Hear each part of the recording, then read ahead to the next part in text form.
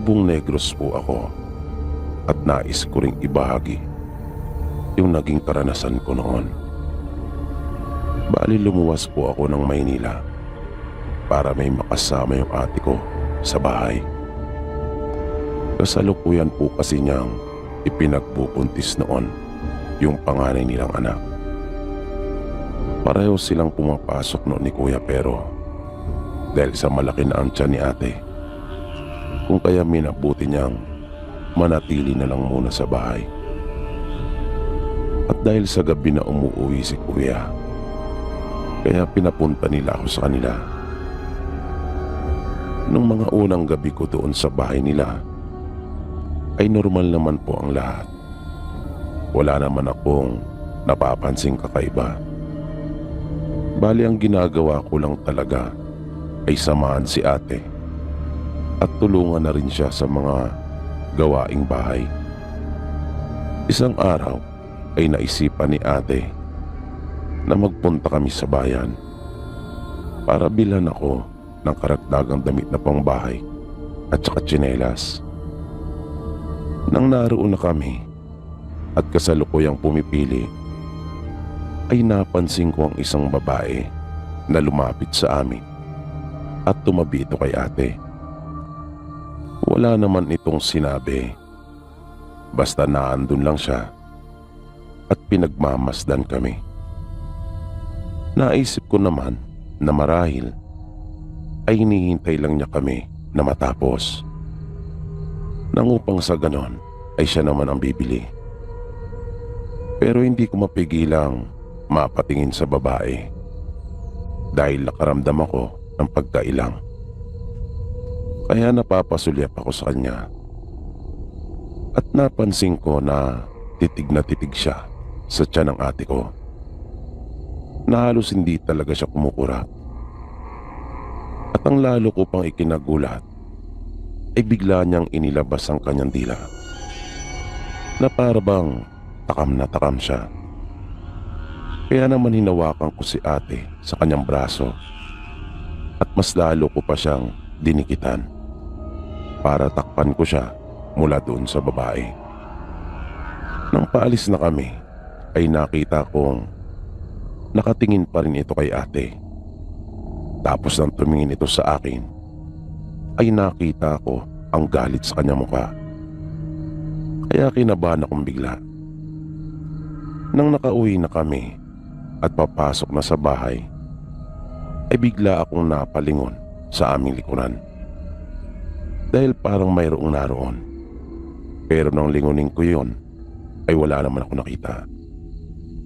At napatingala ako nang marinig ko ang huni ng isang ibon na nasa puno. At medyo nagtaka ako dahil sa ilang araw ko na doon kanila ate, ay wala naman ako nakikitang ibon na ganon na dumadapo doon malapit sa bahay.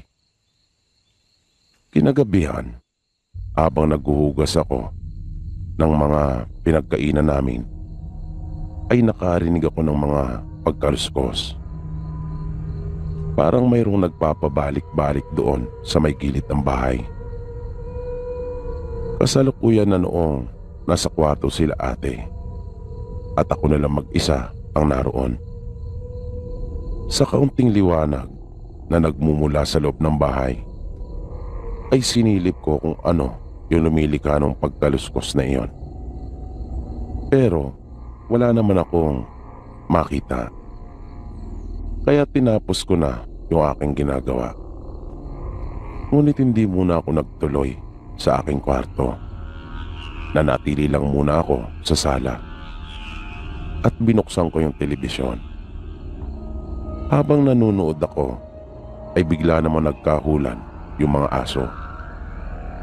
Kung kaya napatingin akong bigla sa may bintana. Tumayo ako at naisip kong isara na iyon. Uso kasi nung mga panahong iyon doon kanila ate, yung mga magnanakaw na namamasok talaga ng bahay.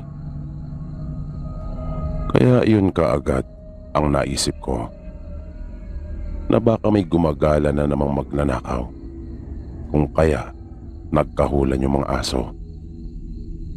Matapos kong maisara yung bintana, ay bumalik na ako sa panonood. Pero kakaupo ko pa lamang, ay bigla na lang may kumalabog naman dun sa may dingding ng bahay. Kaya nagulat ako. Pati nga sila ate at kuya noon ay napalabas ng kanilang kwarto.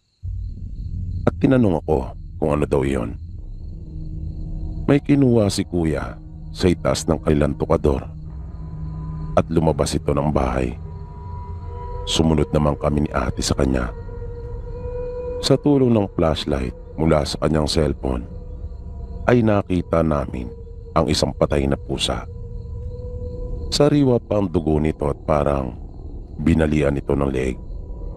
Natakot kaming bigla, lalong-lalo na si ate. Kaya sinabihan niya si kuya na pumasok na kami ng bahay. Itinapo naman ni kuya yung pusa sa malayo. Binili na nila ako na isara kong mabuti yung pinto bago ako matulog. At bumalik na sila sa kanilang silid. Isinara ko na rin kaagad mabuti yung pinto. At hindi ko na ipinagpatuloy pa yung aking panunood. Pumasok na rin ako sa aking kwarto. Nang sumunod na araw, nang nagwawalis ako sa may bakuran, ay napansin ko na naroon na naman yung ibon. At para ako nitong pinagmamasdan. Kaya minadali ko na yung pagwawalis at naisip kong pumasok na lang uli sa bahay. Ngunit narinig ko si ate na biglang dumaing at tinatawag niya ako. Kaya patakbo akong pumasok. Naabutan ko siyang halos nakahiga na doon sa may spa at napapangiwi sa sakit. Hindi ko naman alam kung ano ang aking gagawin kaya akin siyang tinanong. Inutusan niya ako na kunin yung pamahid doon sa kanilang kwarto.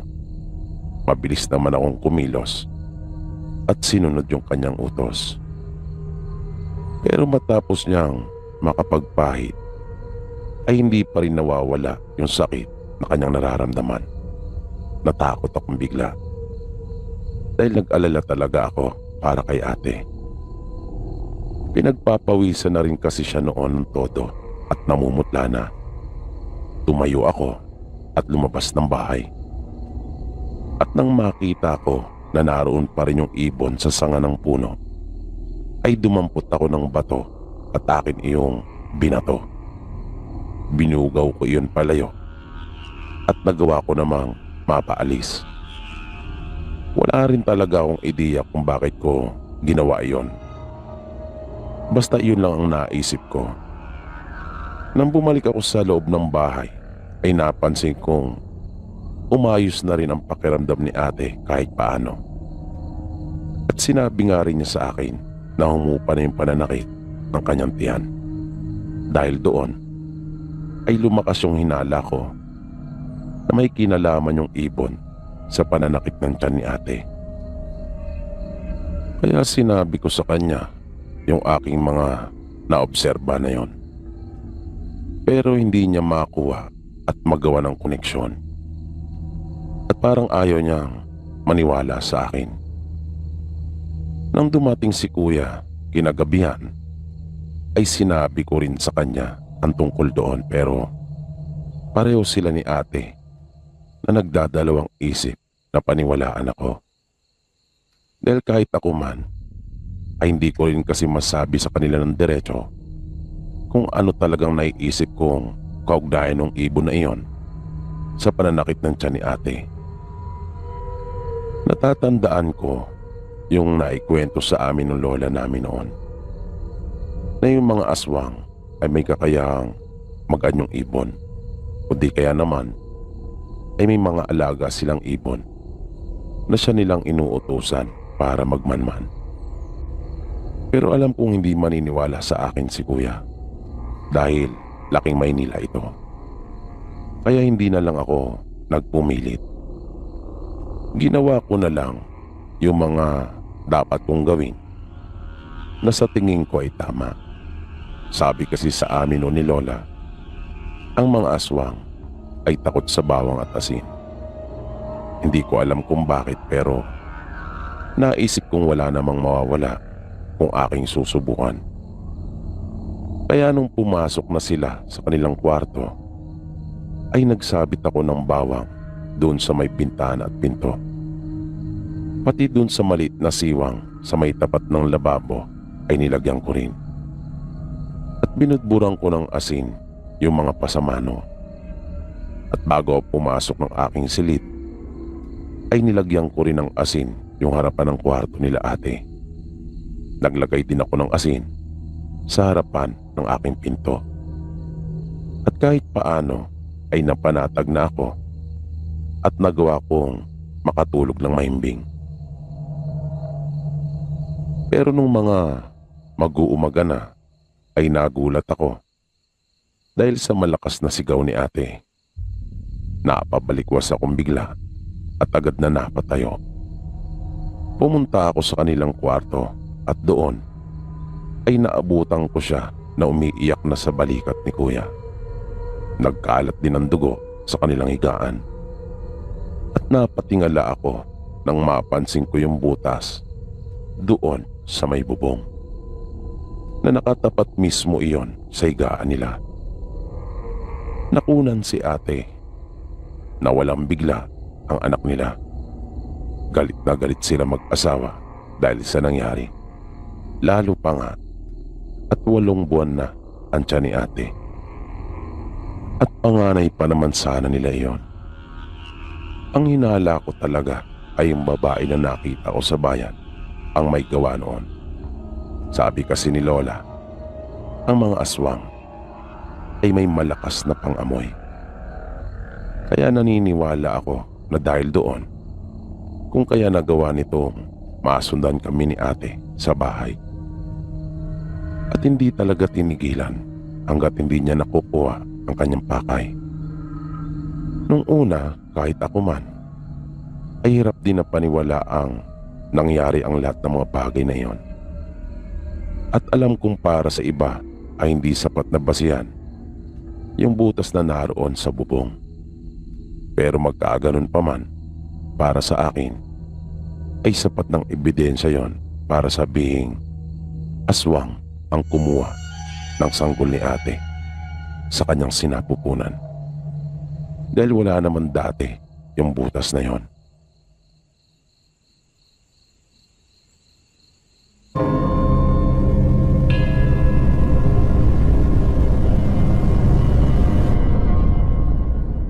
Ang kwentong ibabahagi ko sa inyo ay nangyari halos mag-iisang taon na rin ang nakalipas. Tungkol po ito sa nangyari sa kalugar po namin dito. Bali kakilala po namin siya. Hindi nga lang kami masyadong close dahil iba ang kanyang mga kabarkada.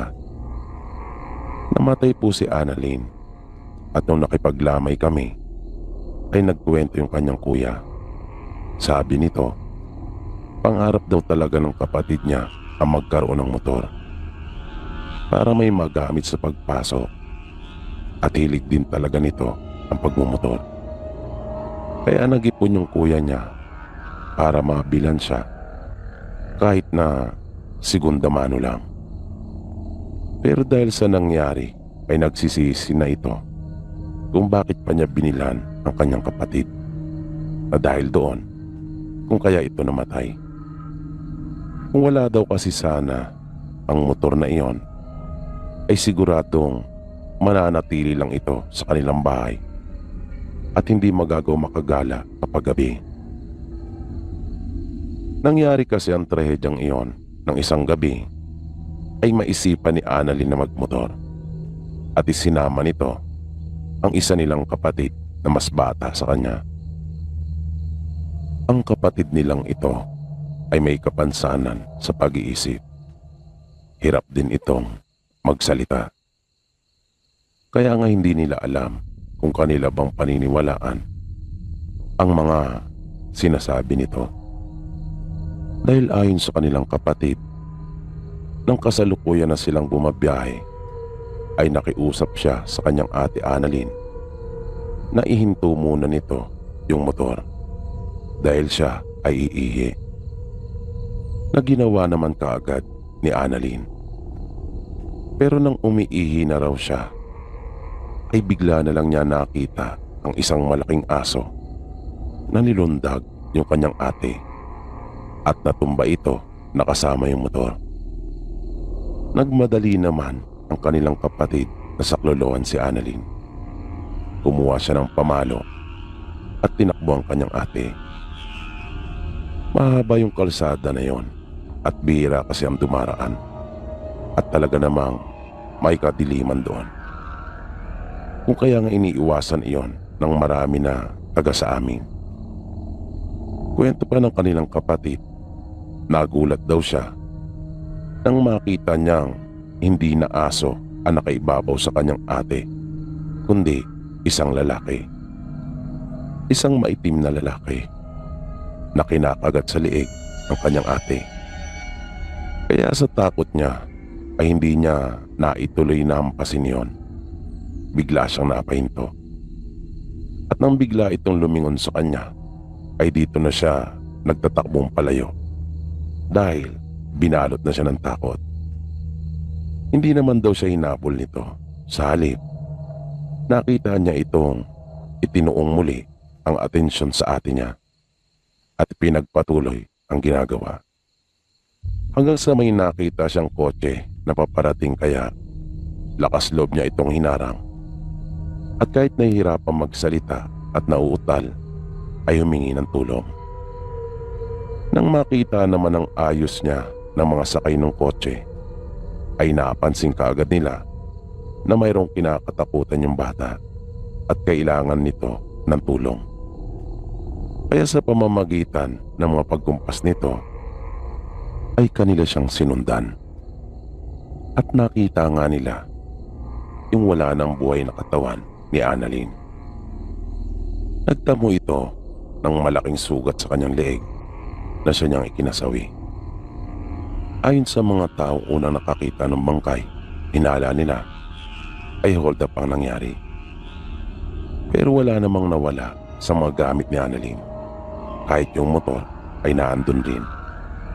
Sabi naman ng nag-imbestiga, maaaring pinagtangka ang gasain ang biktima ngunit dahil lumaban kung kaya pinatay. Pero ang kanilang kapatid, aswang umano ang pumatay sa kanyang ate at wala nang iba pang motibo. Pero dahil nga sa may kapansanan ito kung kaya hindi nila ito basta-basta mapaniwalaan.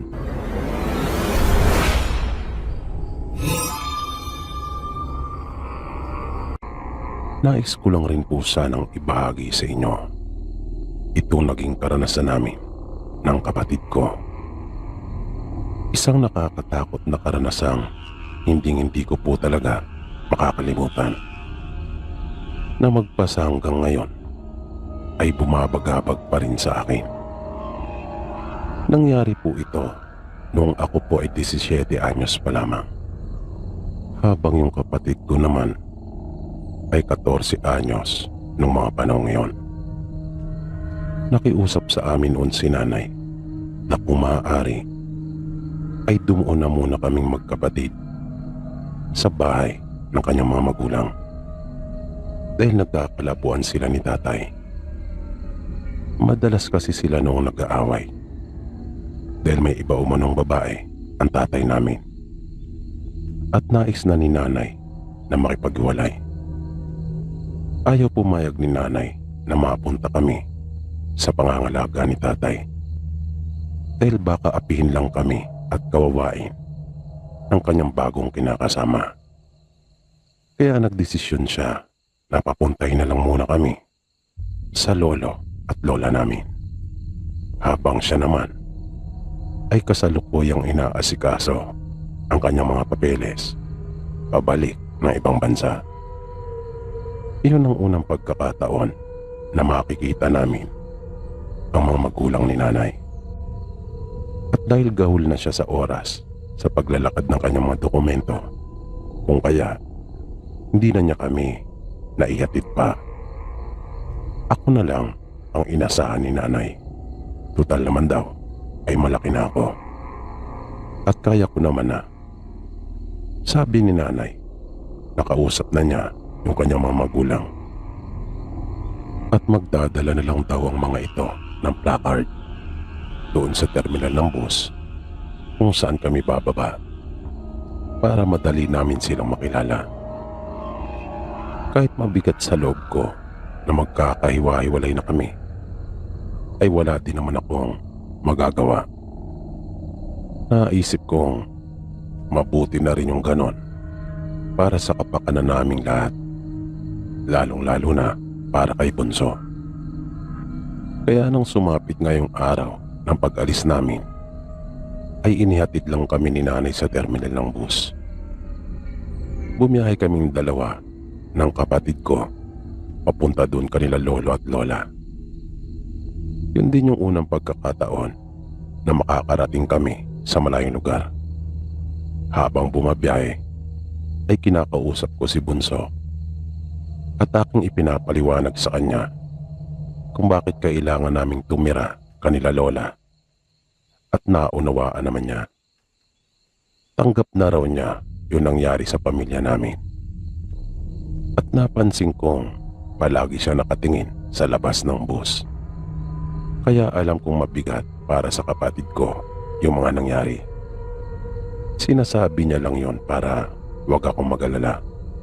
Awang-awa talaga ako sa kanya. Pareho naming mahal ang aming mga magulang. Kaya mahirap para sa amin yung ginawa ni tatay. Ipinagpalit niya kami at iniwanan. At para makalimot sandali sa problema, ay ipinikit ko na lang muna ang aking mga mata. Yun lang ang tanging solusyon na alam ko noong mga panahon ngayon. Yun ang pinakaparaan ko para makatakas sandali sa mga problema. Ilang beses huminto yung sinasakyan naming bus. Sa bawat paghinto nito ay nagigising ako. Sumisilip ako sa labas at pagkaminsan ay nagtatanong sa konduktor kung malayo pa ba yung bababaan namin. Pinagmamasdan ko rin yung kapatid ko at napapansin kong nag-i-enjoy naman ito sa mga magagandang tanawin na kanyang nakikita. Ilang beses pa akong nakaidlip, nananakit na yung katawan ko sa mahabang pagkakaupo. Hindi ko akalaing ganun pala kalayo yung aming pupuntahan.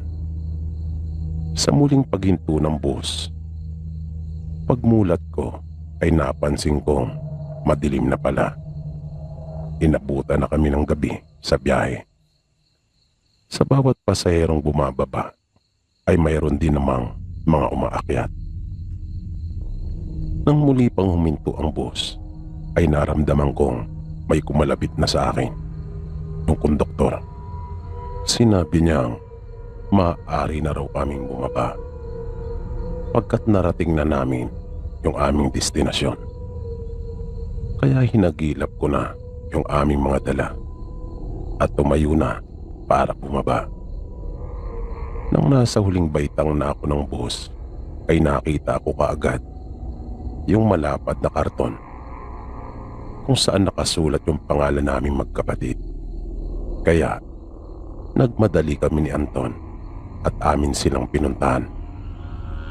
Hawak iyon ng isang matandang lalaki, habang nasa tabi naman niya ang isang matandang babae. Sa una naming pagkikita ay medyo nailang pa kaming magkapatid dahil sa hindi kami sanay sa kanilang dalawa. Noon lang talaga namin sila nakita. Nang naglalakad na kami papunta sa parada ng tricycle at sasakay na sana, ay nakiusap ako kanila lolo at lola na kung maaari ay kumain na muna kami dahil kumakalam na ang aming mga sikmura. Sinabi naman nila sa amin na mayroon silang inihandang pagkain sa bahay. Pero gutom na talaga kami, lalong-lalo na si Anton. Panay na ang daing nito sa akin.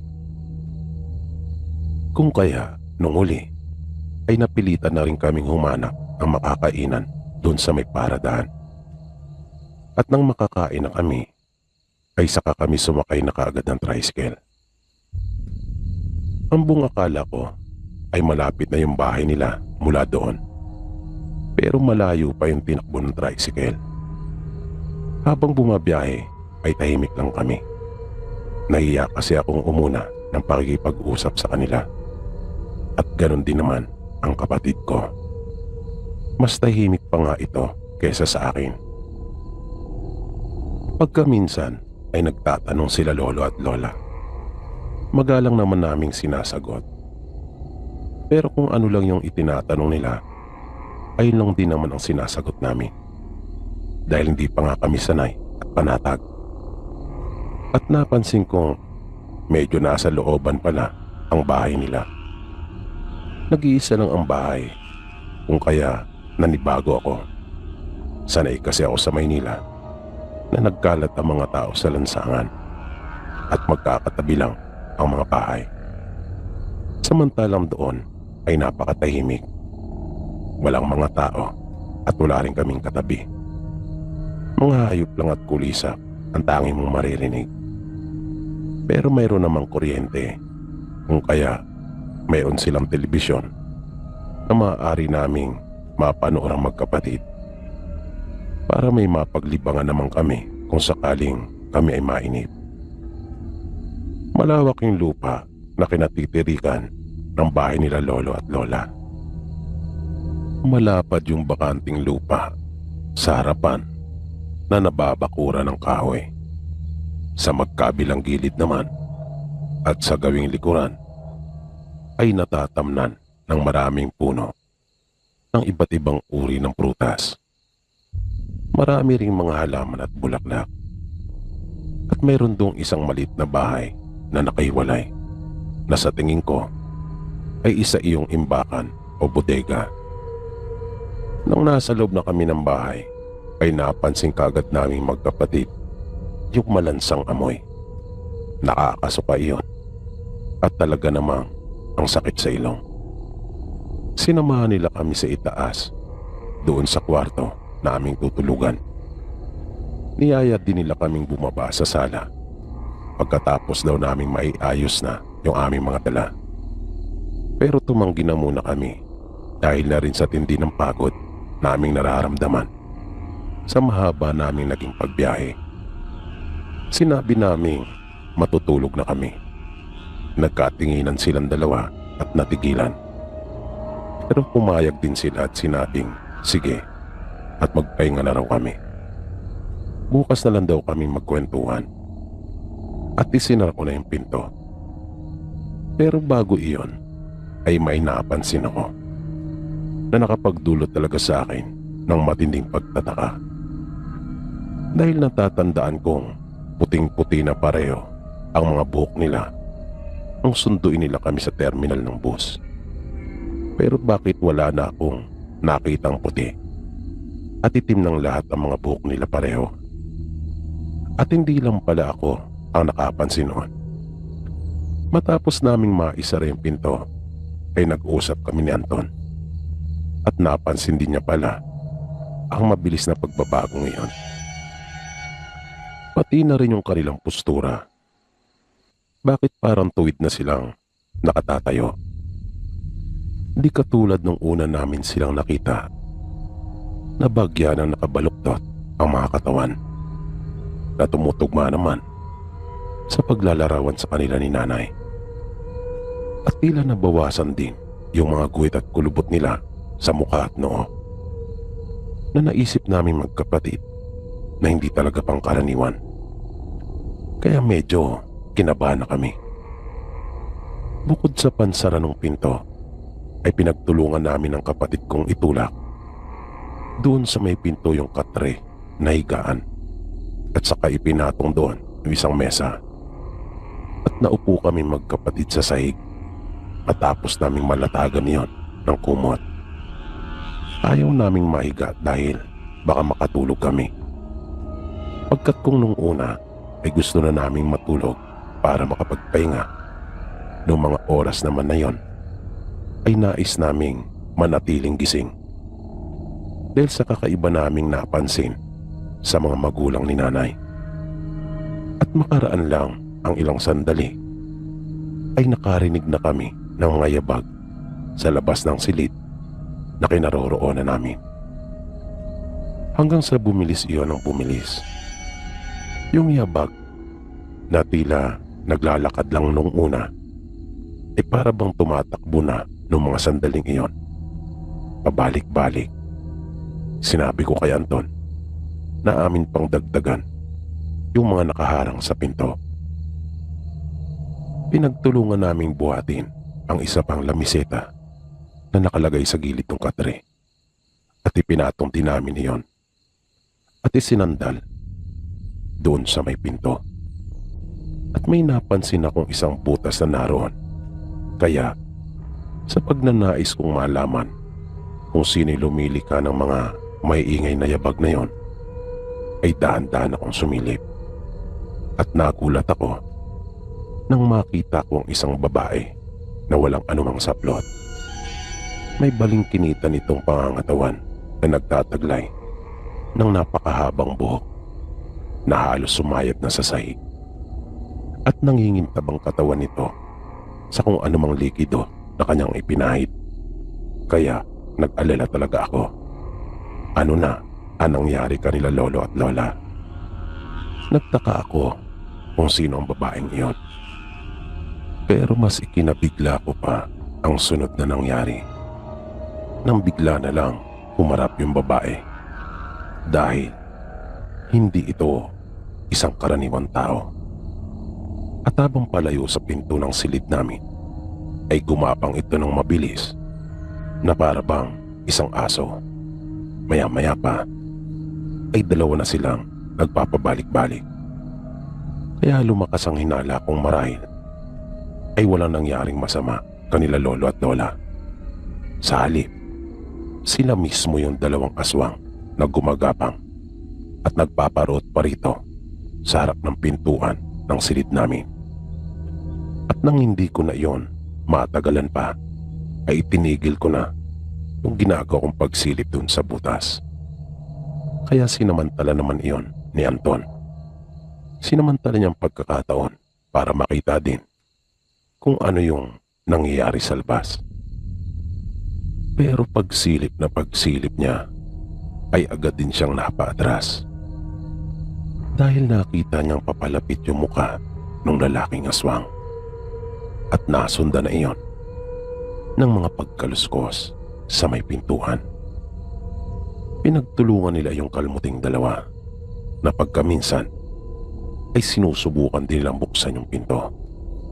Parang mamamatay na ako dahil sa sobrang takot. Panay ang panalangin ko na sana ay umalis na ang mga ito. Di ko rin maiwasan na hindi sisihin si nanay kung bakit niya kami pinapunta sa kanyang mga magulang. Gayong alam naman yata niyang aswang ang mga ito. Pero sinabi ni Anton na hindi yun magagawa sa amin ni nanay dahil mahal na mahal kami nito. Maya-maya ay may napansin ako sa katapat na dingding malapit sa bintana sa harapan. Nakita kong medyo bulok na at may malit ng butas doon. Kaya binalutan ko ng damit yung kamay naming magkapatid at pinagtulungan naming baklasin iyon. Winasak namin hanggang sa makalikha kami ng butas na magkakasya kaming pareho. Pero bago kami tuluyang dumaan doon, ay inayos ko yung aming inigaan. Gamit ang mga unan at iba pang kumot na naroon, ay hinulma ko iyon at pinalabas na naroon kami magkapatid na nakatalukbong lamang ng kumot. Nang nakalabas na kaming dalawa, ay hinila ko yung ibang gamit na naroon para matakpan yung butas na aming dinaanan. Naging maingat kami magkapatid dahil may yero kaming matatapakan. Kaya siniguro namin na sa may bandang kahoy kami tumatapak. Nang nakababa na kami, ay bigla naman naming narinig yung dalawang aswang na binuksan yung bintana sa kwarto. Nagawa na pala nilang makapasok sa silid. Kaya Napilitan kaming pumasok sa bodega na naroon. Nang nasa loob na kami, ay doon ko palang binuksan yung flashlight ng aking cellphone at nagulat kami ni Anton dahil may dalawang bangkay doon na halos pareho na lang kalahati ang kanilang katawan. Dahil doon, nang wala nang nakasilip sa may bintana, ay kaagad na rin kaming lumabas ni Anton at nagmamadaling lumabas sa may bakod. Sinundan namin yung daan palabas. Kahit pagod na kami, ay hindi talaga kami tumigil. Hanggang sa marating na namin yung kalsada. Tumawid kaming magkapatid at nagpunta doon sa malit na tindahan. Humingi kami ng tulong. Sa wakas, ay mayroon na ring signal. Nagpalot ako at tumawag kay nanay. Nang magkausap na kami, ay kaagad kong ikinuwento sa kanya kung ano ang nangyari. Alalang-alala naman siya sa amin at kahit gabi na ay nagpa siya itong puntahan kami. Maya-maya ay dumating na yung kapitan at mga tanod na tinawag nung hiningan namin ng tulong na may-ari ng tindahan. Pero natakot ang iba sa kanila kung kaya nagtawag pa ng ibang makakasama. Nang sapat na ang kanilang bilang ay saka sila nagpunta. Hindi na nila kami pinasama pa. Sa kasamang palad ay hindi na nila naabutan pa yung mag-asawang aswang. Pero nakita nila yung labi ng dalawang matanda doon sa may bodega na malakas ang hinala kong yun marahil ang aming lolo at lola. At hindi nga ako nagkamali. Dahil lang dumating na si nanay nung umaga ay kanya iyong kinumpirma. Nawala palang kamalay-malay si nanay na ang kausap niya sa kanyang cellphone nung ipinakikisuyo niya kaming magkapatid ay hindi pala ang kanyang mga magulang.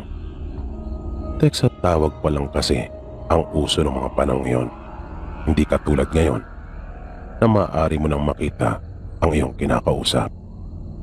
Iyak nang iyak si nanay. Napakalungkot talaga nung nangyari. Nagdalawang isip si nanay na patirahin pa kami doon dahil hindi yun ligtas. Kung kaya, kanya na lang ibinenta yung lupa at bahay. Hindi na rin siya muna ng ibang bansa para magtrabaho.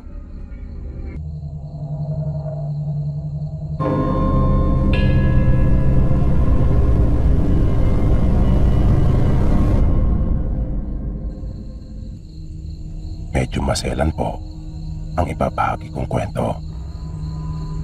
Naganap po ito noon sa aming probinsya. Binata pa po ako noong mga panahong iyon. Ang kapatid po ng nanay ko na si Uncle Juan ay may mga karanasan na tungkol sa mga aswang at engkanto. Hindi rin namin alam kung paano nagkaroon ito ng kakayahan na lumaban sa mga ganong elemento. Basta nang bumalik ito sa lugar namin ay may mga kakaiba na itong kakayahan. Kung kaya nga noon, madalas itong lapitan ng mga taga sa amin tuwing mayroon silang problemang hindi pangkaraniwan. Ang edad ko noong mga panahong ito ay 17 anyos pa lang. Si Uncle Juan ay madalas pong nasa amin at paborito niya ako sa aming magkakapatid. Nung mga pagkakataong iyon ay wala pa silang anak ng asawa niya. Minsan, nang nasa amin ito, ay may dumating na taga-kabilang baryo at hinahanap siya. Sabi nung lalaki, galing na raw ito sa bahay nila Uncle Juan at nalaman niya mula sa asawa ni Uncle na nasa amin ito. Nang makaharap ng lalaki si Uncle Juan, ay agad niyang sinabi ang kanyang pakay. Pahayag niya, mayroon umanong gumagambala sa kanyang mga magulang tuwing gabi. May sariling pamilya na kasi ang lalaki. Kung kaya, hindi na niya kasama ang kanyang mga magulang na namumuhay. Inutusan lang daw siya ng kanyang mga magulang na puntahan si Uncle Juan para humingi ng tulong. Dagdag na sabi pa ng lalaki, base na rin sa kwento ng kanyang mga magulang, nararamdaman nilang may dumadapo sa kanilang bubungan. Kung minsan naman ay nagpapaikot-ikot sa kanilang bahay. At nakakarinig pa sila ng mga hayop na umahangin. Kaya kung maaari raw bang punta ni Uncle Juan yung bahay ng kanyang mga magulang para sila itulungan. Pagkat simula kasi noon ay naratay na sa panig ang kanyang ama. At kahit pinatingnan na nila ito sa doktor, ay wala pa rin naging pagbabago. Pumayag naman si Uncle Juan at sinabing kanyang pupuntahan ang bahay ng mga magulang ng lalaki. At itinuro ng lalaki kung saan matatagpuan yung bahay ng kanyang mga magulang. Pagkaalis ng lalaki, ay tinanong ako ni Uncle Juan kung gusto ko raw bang sumama. Bigla naman akong natigilan at napaisip. Dahil gusto ko talagang makakita ng mga kakaibang nilalang tulad ng mga aswang at mga engkanto. Pero nagdadalawang isip din ako. Baka kasi hindi ko yon kayanin.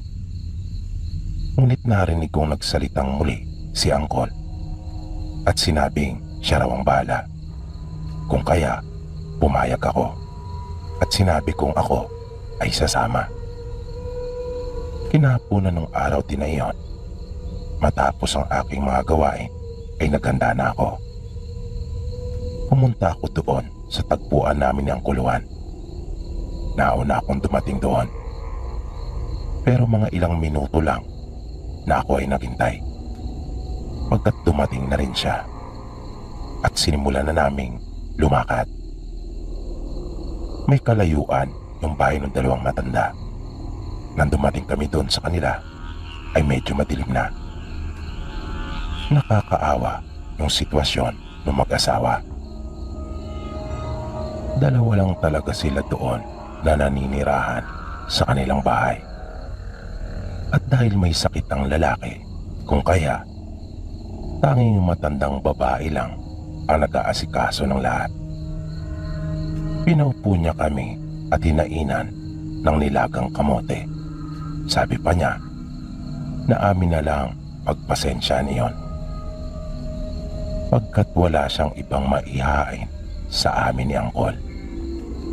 Na wala naman talaga sa amin niyon. Kaya sinabi namin wala siyang dapat na alalahanin. Matyaga kami naghintay ni Uncle Juan sa sinasabi nilang aswang na gumagambala sa kanila na siyang dahilan ng pagkakasakit ng kanyang asawa. Makalipas ang ilan pang mga oras, ay bigla na lang natigilan si Uncle Juan at kanya akong sinenyasan na huwag magsasalita. Pinakiramdaman iyong mabuti ni Uncle at pinakinggan. Maya-maya pa ay kumilos na ito. Palatandaang nariyan na nga yung aswang. Ang kaiba ni Uncle sa ibang mga gamot doon sa amin, bukod sa may nalalaman nito ukol sa mga ganong bagay, ay mayroon pa itong baril. At kanya nang inilabas iyon mula sa kanyang tagiliran. Binitawan niyang sandali ang kanyang baril at nakita kong dumampot siya ng lupa at kanyang kiniskis ng dalawang palad. Pagkatapos noon ay yung kanya namang baril ang kanyang pinakain at sinubuan ng lupa habang may inuusal. Matapos iyon ay pumwesto na ito sa isang panig ng bahay at muling nakiramdam. Di nagtagal ay dahan-dahan pa itong gumapang papasok sa silid ng matandang lalaki. Ako naman ay nanatili lamang doon sa may maliit na hagdan at kita ko ang silong, pati na rin yung harapang bahagi ng bahay. Hanggang sa nakarinig ako ng tila pamanok na kumakahig doon sa kanilang bubungan, pagdatyari lamang ito sa bawid. Kung kaya, napatingin ako doon sa itaas at nakita kong nagsisimula na iyong magkaroon ng butas. Nang bigla na lang akong nagulat. Nang sunod-sunod na paputukan iyon ni ang kuluan, maging yung dalawang matanda ay nagulat din. Na napasigaw pa nga yung matandang babae. At rinig na rinig talaga naming nasaktan niyon. Na bigla na lang tumalon mula sa bubungan. At nakita ko pa yung mga paa noon mula sa kinaroroonan ko. Mabilis namang kumilos ang kuluan at lumabas ng bahay. Kung kaya, sumunod naman ako. Nakita ko pa nga yung likod nung tumatakbong aswang. Ngunit may kalayuan na ito mula sa kinatatayuan ko. Hinabol pa iyon ni ang kuluan at muling pinaputukan. Matapos iyon ay bumalik na siya at niyaya na akong pumasok sa loob ng bahay. Sabi niyang kuluan, may kalalagyan na umano yung aswang, pagkat maluba yung tama noon. Sinabihan rin niya yung dalawang matanda na wag nang mag-alala pa, pagkat di na sila muling gagambalain noon. Kanyang nilapitan yung matandang lalaki na nakaratay sa banig at tinabihan. Humingi siya ng isang basong tubig sa asawa nito, at nang iabot na sa kanya ay kanya iyong inusalan at pagkatapos ay ipinainom doon sa matanda. Nagpahinga lang kaming sandali at di na rin kami nagtagal pa sa kanilang bahay. Nagpaalam na kami at dinaybay na namin ang daan pauwi sa bahay namin. Doon na muna natulog sa amin si ang kuluan nung gabing iyon. Na nung naglalakad pa lang kami pauwi, ay hindi ko mapigilan ang aking sarili na hindi mapalingon lagi sa aming likuran. Nag-alala kasi ako na baka mayroong sumusunod sa amin. Naisip ko kasing baka may iba pa yung kasama at kami ay tambangan para gantihan. Pero sa awa naman po ng Diyos ay narating namin ng payapa at ligtas ang amin pong tahanan. Makalipas ang ilang araw ay nakarating sa baryo namin ang ukol sa balita na namatay yung asawa nung lalaki nagpunta sa amin para hingin ang tulong niyang kuluan. Ayon sa usap-usapan ay nagkasakit ito ng malupa. Pero may mga nagsasabing nakita daw ito ng isa nilang kababaryo ng alanganing oras na nagmamadali at tila sugatan. Nung huli ay lumutang din ang usap-usapan na ito ay isang aswang. Na ito pala ay may lihim na galit sa kanyang mga biyanan. Dahil sa pagkakalob ng mga ito ng lupa sa isang anak upang may matiran. Pagkat napalayas ang pamilya nito sa kanilang tinitiran sa Maynila nang i-demolish ang kanilang mga tahanan. Kung kaya napilitang umuwi doon sa probinsya. Yung pagbibigay na yun ng lupa ay minasama naman ng kanilang manugang. Pagkat ang nais nito ay sa kanyang asawa mapuntang lahat ng mamanahing lupa.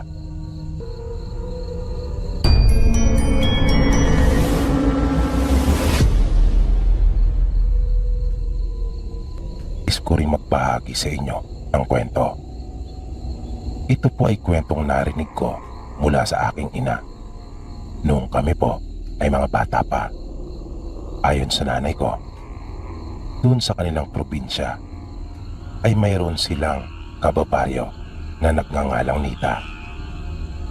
Ito po ay isang magandang dalaga na punong-puno ng mga magagandang katangian na hinahanap ng isang lalaki sa isang babae.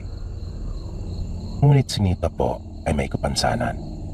Hindi po ito nakakapagsalita. Pagkat maiksi umano ang dila nito. Kaya sa kabila ng taglay niyang ganda ay walang magkagusto sa kanya. Pagkat siguradong uulanin ng kantsaw kung kaya walang maglakas loob. Si Nita ay nag-iisang anak lamang at ulila na ito sa ama. Dalawa na lang silang namumuhay ng kanyang ina noong mga panahong iyon. Ang kapansin-pansin pa sa dalaga na kanyang ikinabukod tangi sa ibang kadalagkahan doon sa kanilang nayon ay yung kulay ng kanyang buhok na hindi pangkaraniwan. Tuwid na tuwid ito na kulay kayumanggi na sa magkabilang gilid naman ay nagkukulay ginto. Kaya ang sino mang makakita sa kanya na hindi nakakakilala ay siguradong mabibighani talaga. Isang gabi, nag-inuman ang ilang kalalakihan na magkakabarkada na nang maubos na ang kanilang pulutan ay ang tungkol naman kay Nita ang kanilang pinag-usapan. Pero ang isa sa kanila ay hindi sumasali sa kanilang pagkukwentuhan pagkat naawa siya sa dalaga at mayroon siyang lihim na pagtingin para dito. At ito ay si Conrad.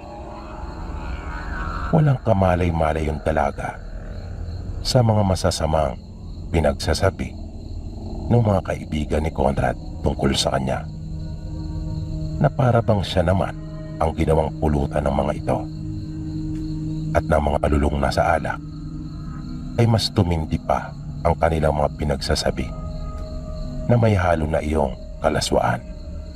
Kung kaya hindi na napigilan ni Conrad at kanyang sinaway ang mga kaibigan, pero hindi nagpaawat ang mga ito at kanila pang minasama ang pagpapaalala na iyon ni Conrad. Kung kaya napilitan na lang itong umalis at iniwan na ang mga kaibigan. Umuwi na lang ito sa kanila. Nang sumunod na araw ay bigla na lang kumalat ang balita ukol sa pagkamatay ng isa sa mga kaibigan ni Conrad. Nakasama nilang nagiinuman nung nagdaang gabi. Ito'y natagpo ang wala ng buhay sa kakahuyan malapit sa bahay nila Nita. Kaya lubha nilang ipinagtaka iyon. Lahat sila sa kanilang nayon ay walang maisip na dahilan sa kung ano talaga ang tunay na nangyari. Pero kinagabihan nung araw ding iyon, isa pa sa mga kaibigan ni Conrad na si Tinoy ang nagpunta sa bahay nila at kinausap siya. Nanginginig ito sa takot at tumingi ng tulong sa kanya. Ikinuwento nito na nung matapos sila mag-inuman ay niyaya siya ni Magno na magpunta sa bahay nila Nita. Si Magno ay yung namatay nilang kaibigan at siyang nangunguna sa panlalait at pambabastos kay Nita doon sa kanilang pagkukwentuhan. Sabi ni Tinoy, ayaw niya sanang pumayag sa gustong mangyari ni Magno, ngunit mapilit daw ito. Kaya wala na rin siyang nagawa noong uli, kundi ang sumunod sa gusto nito. Ang buong akala niya ay gusto lang nitong makita at makausap si Nita. Pero iba na pala ang plano nito. Nakabaliktaran pala lahat ng mga sinasabing panlalait sa dalaga, na malaki pala talaga ang pagnanasa nito kay Nita. At masama na ang nasa isip nito, na kanya palang hahalain ang dalaga. Sa pilitan daw nilang pinaso ang bahay nila Nita at nakita nila itong mahimbing na natutulog sa isang silid. At kahit siya raw, sabi ni Tinoy, ay nadala na rin sa makamundong pagnanasa nang makita nilang nakalilis yung palda ni Nita. Ngunit nang kanila nang isasagawa ang maitim na balak, ay bigla na lang may tumaluhong sa kanila. At kitang-kita ni Tinoy ang isang nakakatakot na nilalang na merong matutulis na mga ngipin at mahabang kuko. Malaki din umano ang mata nito na wala kang makikitang anumang ibang kulay maliban sa itim. Paglalarawan pa niya, maliit lamang iyon na maihahalin tulad sa isang batang nasa pagitan ng 6 hanggang 7 taong gulang. Dahil doon, ay napatalon sila Tinoy sa bintana at nag-uunang makalayo. Ayon pa sa kanya, hindi na sila nagkita pa ni Magno pagkat nagkanya-kanya na sila ng direksyon sa tindi ng kanilang pagtataranta dahil na rin sa matinding takot. Nagpunta daw ito kay Conrad para hingin ang tulong nito. Takot na takot ito pagkat baka siya naman daw ang isunod. At dahil sa kaibigan ito ni Conrad kung kaya, kanya itong sinabihan na tumuon na muna sa kanila. Ngunit makaran lang ang 2 gabi, ay umalis din ito na nagsisigaw pa nga ng malakas habang papalayo.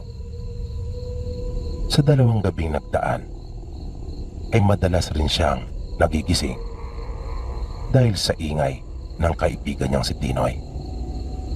Na tila pa mayroon itong nakikita at sinasabing papatayin daw siya tulad ni Magno.